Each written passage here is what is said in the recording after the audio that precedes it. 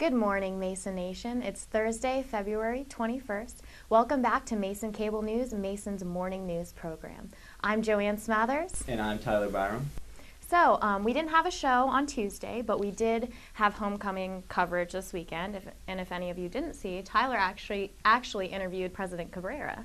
Yeah, that was interesting to say the least. I don't know if you could see there on camera. There was a lot of playing around by Cabrera. As Joanne said, he's quite a jokester when it comes to the students. So, what did he specifically do? That was don't want to talk about it. Okay, well, for our first story, I'm going to talk about the history of STEP. This week, Mason's National Panhellenic Council is celebrating the original Divine Nine by hosting a number of events that began this past Monday. The original Divine Nine consists of 4 sororities and 5 fraternities: Alpha Phi Alpha fraternity, Alpha Kappa Alpha sorority, Kappa Alpha Psi fraternity, Omega Psi Phi fraternity, Delta Sigma Theta sorority, Phi Beta Sigma fraternity, Zeta Phi Beta sorority, Sigma Gamma Rho sorority, and last but not least, Phi Theta fraternity. These events are leading up to Stepping, which is the STEP show that will be held in the Center of the Arts tomorrow at 6 p.m. The STEP show is one of the biggest events this week for the members of the Divine Nine because traditionally, stepping had been a form of celebrating crossing over a new member into a respected fraternity or sorority. Starting at predominantly black colleges, STEP has spread to colleges and universities across the United States, including Ivy Leagues. It is showcased as an art form that uses a combination of military close order, exhibition drill, and African foot dances. This annual Mason event has always been successful in drawing out a huge crowd, as members of the Black Greek community showcase the significant piece of history that traces its roots back to Africa. For more information about the Divine Nine and their upcoming events here at Mason, you can visit their Facebook page, Mason National Panhellenic Council, or follow their Twitter page at GMU Divine Nine. Okay, so now on to athletic renovations. Every year, a new class of student athletes are being recruited to attend George Mason. And with the ever-changing world of college sports, it is getting tough for Mason to compete with the top colleges in the nation. As reported on by ConnectToMason.com, the renovation of Speller Field, our baseball stadium, and the field house will make the decision much easier for these athletes. These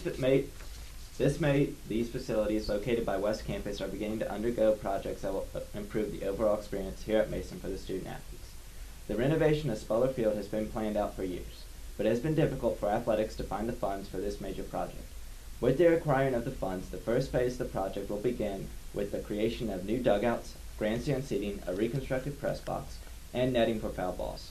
This will already be an improvement in what Athletic Director Tom O'Connor calls one of the best fields in the country and will lead to better recruits for years to come. In regards to the field house construction, it will be more of an addition to school spirit than actual renovations. The field house, which is used by all student athletes, will add promotional signage on the top and outside of the building, along with Mason logos and green and gold paint for the interior. However, they will also add an entrance on the north side of the building by the soccer field, with a canopy that will include identity graphics. This will help with the plan by athletics to show student athletes that our school is not only about basketball. The athletic department is showing their full support to all of Mason sports with these 2 projects. In the future, expect more facilities and upgrades to current facilities to help compete in the world of collegiate sports, along with the addition of more top recruits. To read the full story or for more information, log on to ConnectToMason.com under the Sports tab. This Sunday night is the Oscars, and we'd like to bring you Mason Cable Network's prediction for who will take home the Golden Statue, with MCN's movie reviewer Alex Dodson giving us his winner. Hey, how you doing? My name's Alex Dodson. I'm the resident film critic here at Mason Cable Network, and I'm also the host of From the Cinema. From the Cinema is part of our original programming block here at Mason Cable Network, you can watch my show at 6 p.m. on channel 231, which is Mason Cable Network, or on our YouTube page. Now, the episode coming out tomorrow is our Oscar episode, and just a little teaser for you guys. There are 9 Best Picture nominees this year, and I can tell you with almost full certainty that Argo will be taking home the statue on Sunday night. So be sure to check out the full episode on Mason Cable Network. The job fair is going on right now, and we'd like to turn the broadcast over to Dewberry Hall, where Megan Hughes is standing by. Davey. Can you tell me a little bit about yourself and how you got involved with Mason's Career Fair? Well, I joined George Mason about 6 years ago, and my background's actually an attorney actually, but I felt like I was always organizing events in my private life, and so I started in doing a small and then this event, and this has become bigger and bigger as we become more prominent as George Mason and more prominent national employers are looking at us. So we've made this event into quite a larger. We have 50, 100 students every day through there, and about anywhere from about 85 to 90 something employers every day. So it's quite a large event, campus-wide event, and everyone is welcome to come and network with employers and come and talk to employers and get used to talking with employers and understanding what they're looking for. Okay. What can students do to prepare for this career fair?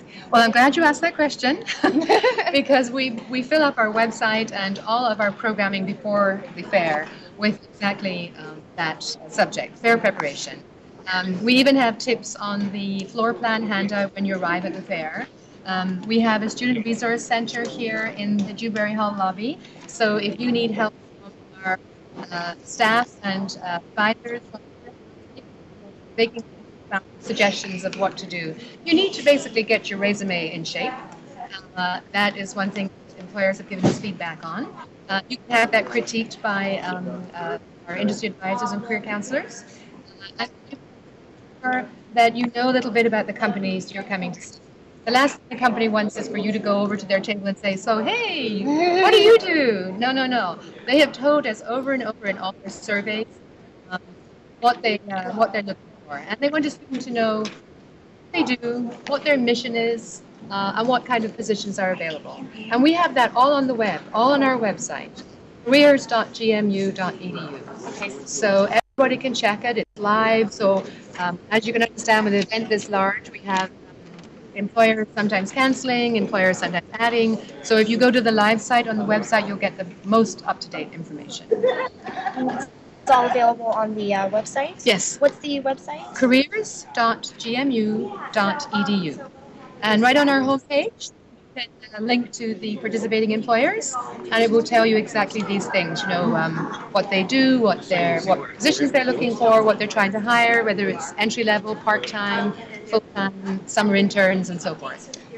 What are some benefits students get from coming to Mason's Career Fair? Well, we always say that you should look at the career fair as a networking opportunity with employers. Nowadays, you don't just go to a career fair and someone's going to hand you a job. That doesn't happen. You just need to look at it as a way to introduce yourself to employers, find out more about what they're looking for, and to practice your personal introduction or your personal pitch. And is this open to the public? No, because our event is kind of large, so we are only open to Mason students and alumni. Thank you for your time. Thank you very much. Thanks for the informative interview, Megan. We'll be right back, and when we return, we'll be giving you a preview on this Saturday's big basketball game. Stay tuned to Mason Cable News.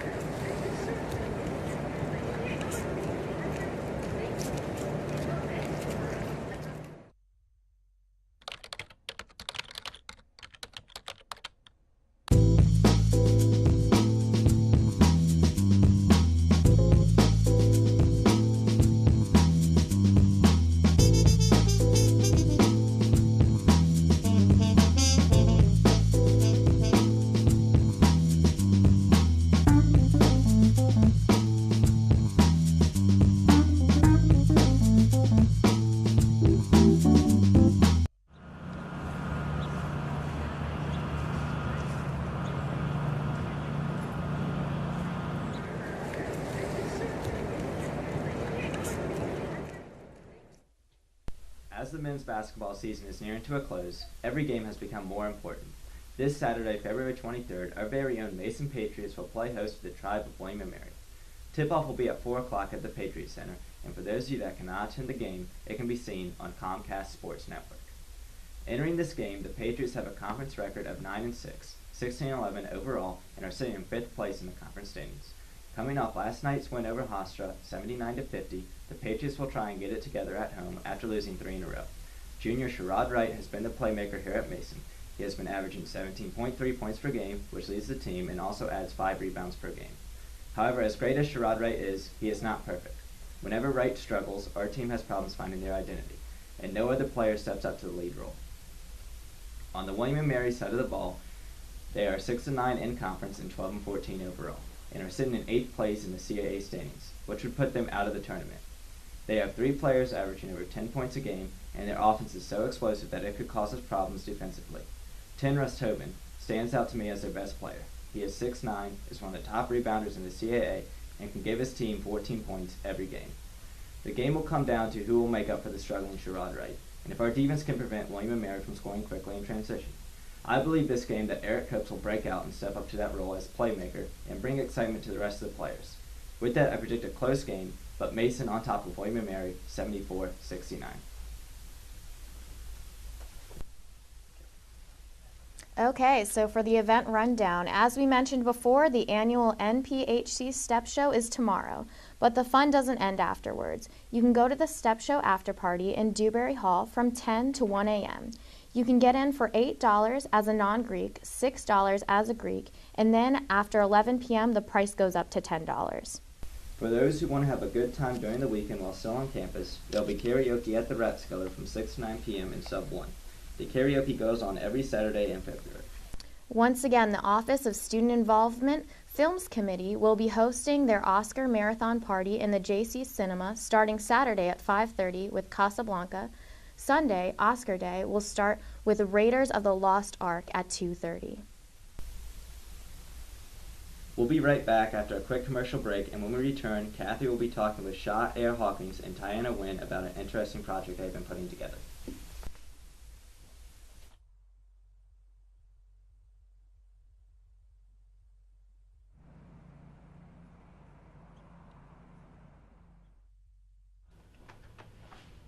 Hi, I'm Catherine Morganick, and welcome to the community interview portion of our program.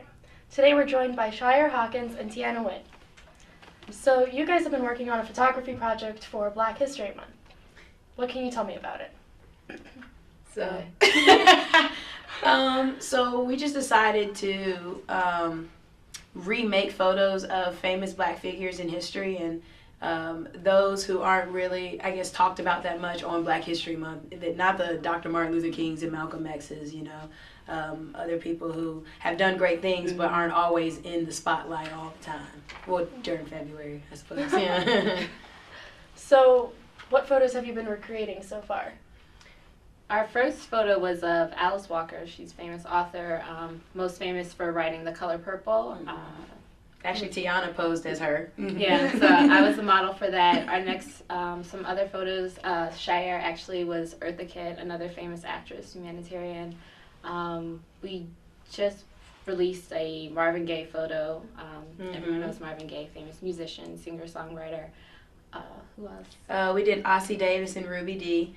They were famous actor and actresses. First they were in drama and like plays, and then it became really popular around, I guess, our time when we were younger, because they were in a lot of Spike Lee movies, but they always act in the same play or movie together, which is cool.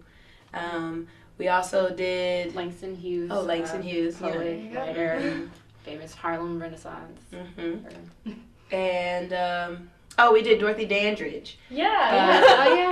Actress and dancer and singer. She played Carmen back in the day. I don't remember the year, but it was 1954. One of the great African American films. She was one of the first Black women to be nominated for the Academy Award. Yep. Yeah.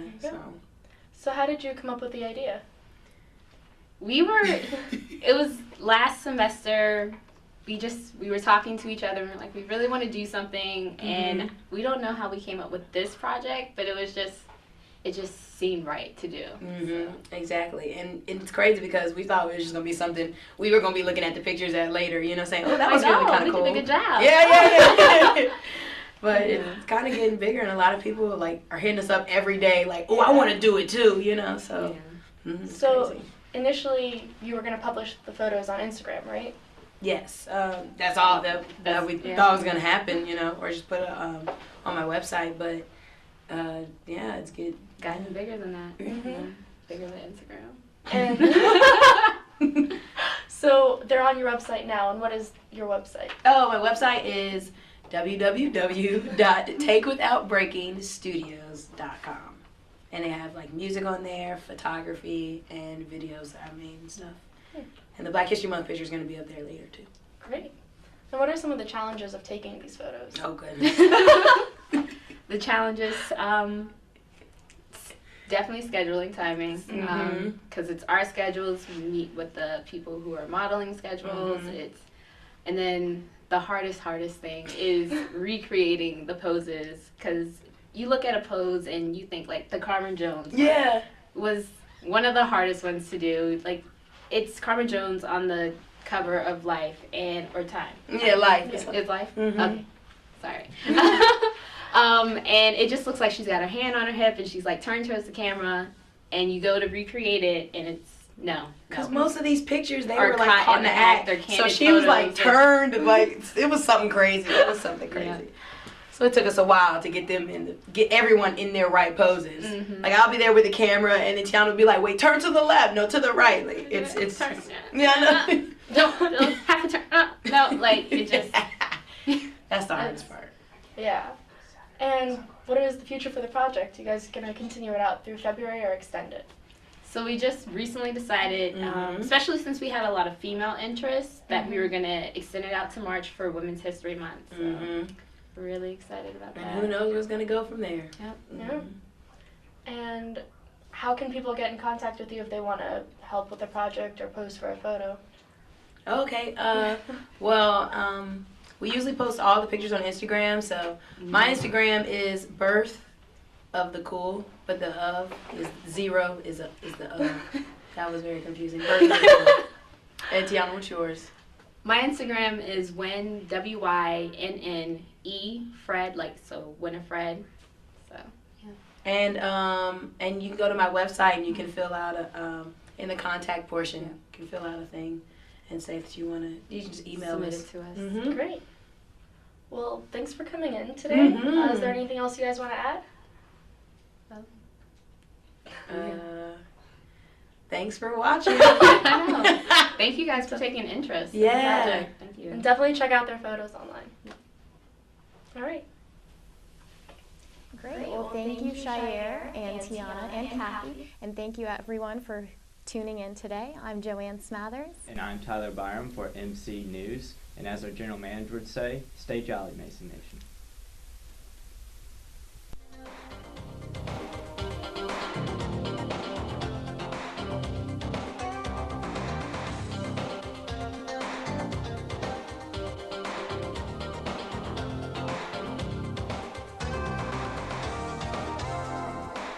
Ooh.